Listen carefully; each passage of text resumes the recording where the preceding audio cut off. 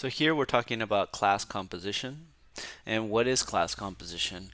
It's when you have an object of another class as an instance variable of a class. So what does that mean? Let's go back over here to our character class where we have our name, energy, and attack instance variables. Well, what if I had another class called weapon? And weapon had name of the weapon, it had weight of the weapon, it had strength or whatever, attack, magic, and possibly weight, right? So how would we have a class composition example here? We would have one if in the character class we had a instance variable of type weapon that the character had as one of its instance variables. So now we have an object of another class as an instance variable of a different class. Now, how would we initialize this? Well, weapon is an object, and so in the zero argument constructor, we would initialize weapon to null or the absence of an object, right? And then in the argument constructor, we would need to take in the weapon as a instance variable, like so, right? And then in the body of the constructor, we would set weapon equal to a init weapon, like so. All right.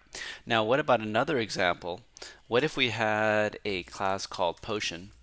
And in the potion class, we had the name of the potion, the strength of the potion, and possibly the position in the world that the potion was in, where you can find it, right?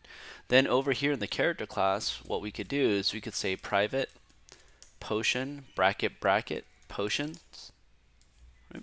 So now we have an array of objects from another class that are an instance variable of the character class. Another example of class composition. So now how would we initialize this, right? Well, over here in potions, over here in the zero argument constructor, we would say potions is equal to new potions and whatever size we wanted that array to be, let's say 5. And then how would we initialize it over here in the argument constructor? Oh, and another thing is that if we do this, notice that this array is empty, right? There's nothing in it. Okay, now what about the argument constructor? How would we initialize that? Well, we would say potions, bracket, bracket, init potions.